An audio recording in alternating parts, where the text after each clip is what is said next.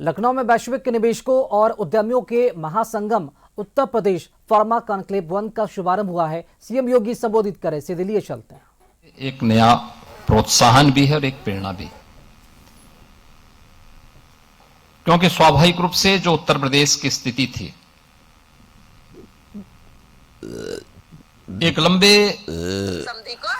अंधकार के कालखंड से उभार करके जब हम लोग इस स्थिति में आए कि अब हम लोग आपके लिए सही मायने में एक लंबे समय के लिए रेड कारपेट को बनाए रख सकते हैं, तब हम लोगों ने आपको इस कॉन्क्लेव के लिए यहां पर आमंत्रित किया है।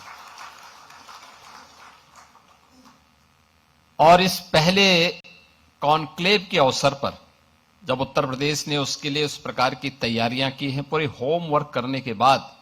हम लोग यहां पर आए हैं। मुझे याद है जब हम लोगों ने आज से 5 वर्ष पहले मैंने डॉक्टर जीएन सिंह जी से इस बारे में अनुरोध किया था कि वे उत्तर प्रदेश सरकार के फार्मा के एडवाइजर के रूप में अपनी सेवाएं दें,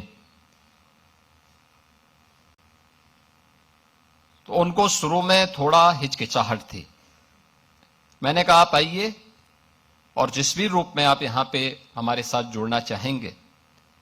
हमें प्रसन्नता होगी। और उनको हमने जिम्मेदारी दी थी कि हां, आप इस प्रयास को थोड़ी भी गति देंगे तो उसका लाभ होगा। और इसके बाद हमारी ये कार्रवाई आगे बढ़ती हुई दिखाई दी, जिसमें हम लोगों ने ललितपुर में,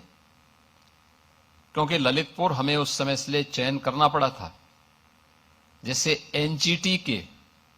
प्रकोप से बचा करके हम लोग इंडस्ट्री को यूपी के अंदर लाने में आसानी से हमें एक आसान रास्ता हम उपलब्ध करवा सके।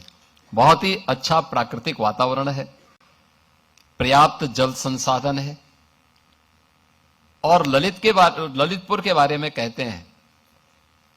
कि ललितपुर न छोड़ियो,